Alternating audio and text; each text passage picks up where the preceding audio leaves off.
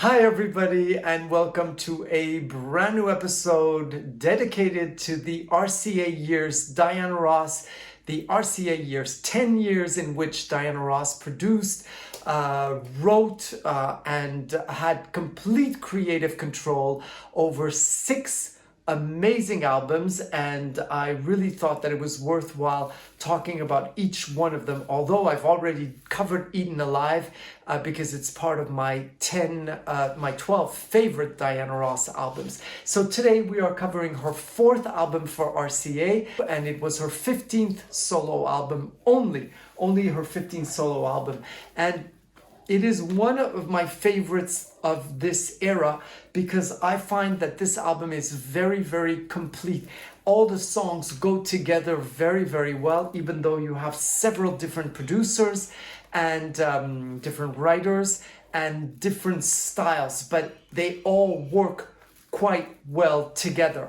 Now, let us stop and reflect on this phenomenal album cover by Francesco Scavulo. Francesco Scavulo, one of the greatest photographers of the time. He's photographed Barbra Streisand quite a bit, and he's also the one who did the photo of Barbara and Donna back to back for their duet, No More Tears, Enough Is Enough. A lot of black and white photos, and also he did a lot of fashion shoots for Versace, when you had those double spreads in the Vogue magazines where you had models, guys, girls, all just posing in black and white. And so, of course, Diana Ross, it must have appealed to her because Diana Ross is so fashion conscious. It is also a little bit of a take on the Diana album, her biggest selling album ever, because she is doing the same pose and she is harboring the same style of clothing. Although on the Diana album, she's wearing a pair of jeans and a t-shirt. Here, she is wearing jeans and a blouse, but they're silver. Just a little bit chicer. And she has the extraordinary mohawk that she is wearing and that beautiful, beautiful makeup, eye makeup, designed by Kevin Aucoin, who did a lot of experimenting with Diana Ross at that period, and he wanted to change her eye makeup quite a bit. Now, Diana Ross said to him that she had tried several times wearing black inside of the eyes, and it didn't never looked great. And actually, even though she had very big eyes, she would need to wear a very light a color pencil on her watermark, and it made her eyes look, the way satisfactory to her. And he had an idea of giving her a cat eye, and he did this makeup which she wore for many, many, many years to come. And the hairstyle, the mohawk, which she got from her friend Cher, because Cher was very into the punk scene, and Cher had a mohawk. She wore wigs, but she had a real mohawk done. And then Diana Ross did this, and she wore it at the MTV Awards. I think it was the very first MTV Awards where she went to get an award, not for herself. It's MTV Video Awards, but for Michael Jackson, and she was wearing that amazing hairstyle. And the inside layout are color photos of Francesco Scavulo as well, with the same hairstyle. She's just wearing a scarf. She is absolutely spectacular. And what is fantastic is, even though this is so 1980s, absolutely not outdated, she just knows what to pick from where. Musically, a lot to go through. First thing, Missing You, very first song, written by Lionel Ritchie, the amazing Lionel Ritchie, and it is a tribute to the late Marvin Gaye. Diana Ross had a tumultuous relationship with Marvin Gaye. They made a duet album, but it was very difficult for Diana Ross, and Marvin Gaye said that he had been cavalier with Diana Ross at the time, but she nevertheless absolutely adored him, and so she wanted to sing this song. It's the very first song of this album, and her very last top 10 entry into the charts. The last time she was ever in the top 10s, but there may be some more. The second song is Touch by Touch. It's a Caribbean flavored song, very, very, very fun. And she opened the Grammys with that song when she hosted the Grammys in a beautiful red dress with only one sleeve, that was designed by her but copied by Claude Montana, copied on Claude Montana, who's a French designer. Well, let's say inspired.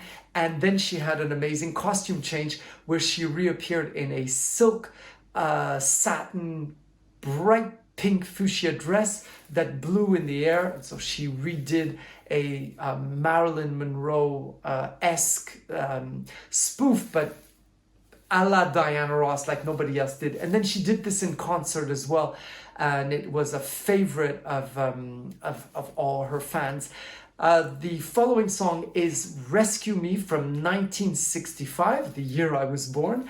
And it was sung originally by Fontanella Bass, and it's an amazing, amazing song, very rawnette. And if you see the original, well, it wasn't a video of the time, but the original a piece where Fontanella Bass was singing, it will really remind you of Chain Reaction when Diana Ross is doing the 60s, you know, with the haircut. It's the same layout with the backup singers in the back, and she's in the middle. Not the same outfit, but it really will remind you of that. And it's an amazing song, sung by Cher, her good friend, and also by Melissa Manchester. A really great song, a big hit that she revived, and she sings it absolutely beautifully. Next song is It's Your Move, and it has become a worldwide meme. They used Diana Ross's version, but they slowed it down, and you hear it in all sorts of memes, and you barely recognize Diana Ross's voice because it's very, very slow. And it is a really fantastic song. It has a slightly reggae sound to it. I'm not a reggae fan, but it's just absolutely lovely, charming, sensual. And Diana Ross just has the most beautiful voice on it. She poses her voice on that song. And it is really one of my favorite songs of the album, although it's just a very simple song.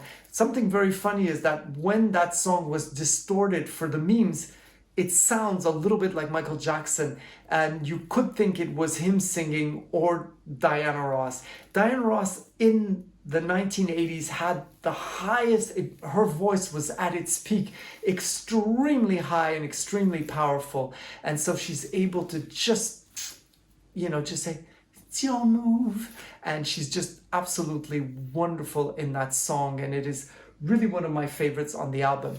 Next, Swept Away, which is the title song written by Daryl Hall and co-written by Diana Ross, because she wrote the beginning. I was on a desert island and I was swept away. And so she gets credit for the writing. And there was an amazing clip, very expensive clip with lots of clothes changes, and it was a lot of fun. And she's kind of doing the pirate look, and she's on the beach in that outfit, in that silver outfit by a campfire, and she's just absolutely beautiful. So it's a clip that we don't see as much as Chain Reaction, but it's pretty amazing. Then this was side B, for anybody who's my age. The song is called Telephone, with a very, very long introduction of a phone, and, you know, which doesn't exist anymore.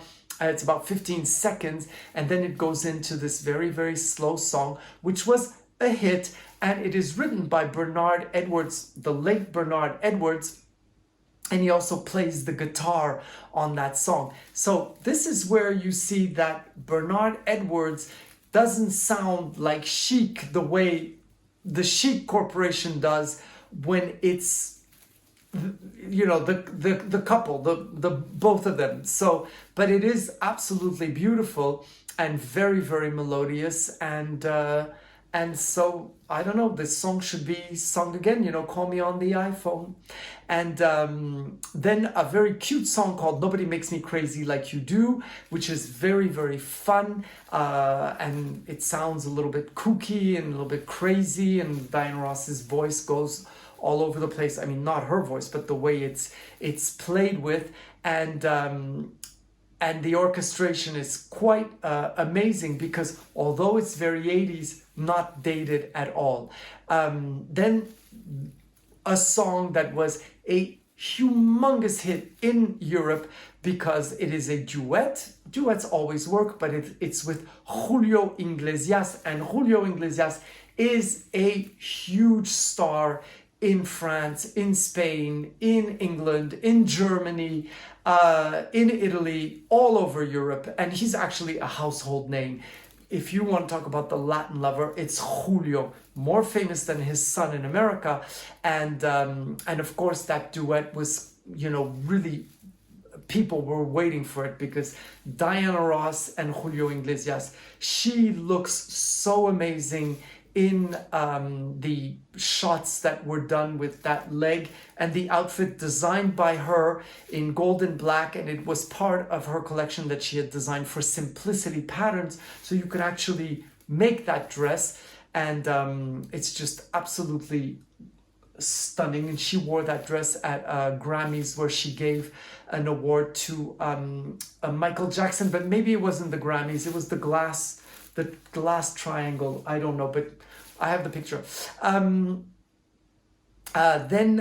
We Are the Children, We Are the Children of the World. Here is a song where you really understand why Diana Ross left Motown and went to RCA, because it is exploring. It's not that song is so phenomenal, but it's creative.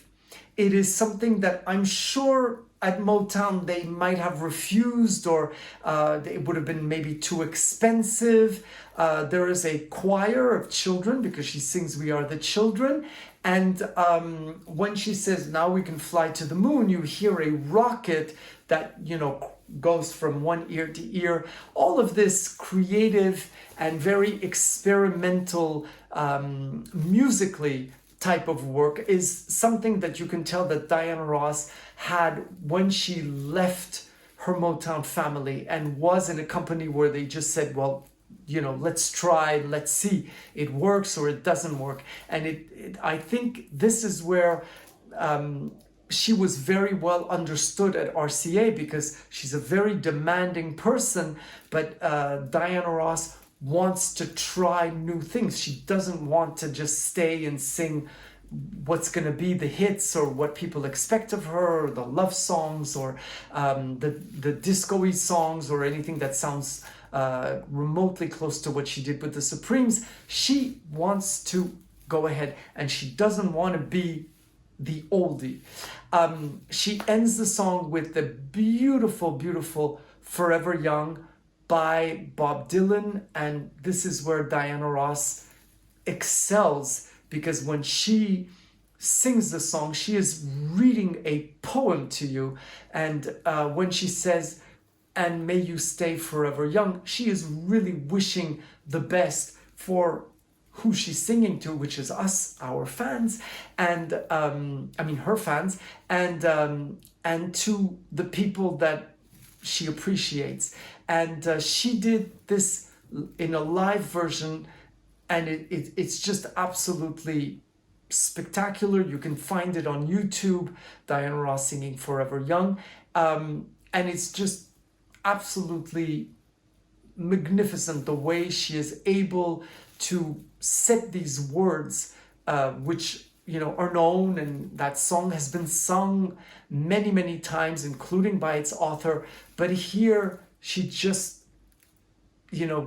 tells it as a love poem.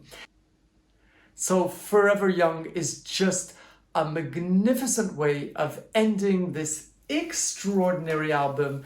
Diana Ross swept away, and I can't wait to see you next week for another album from the RCA collection. See you next week. Bye bye.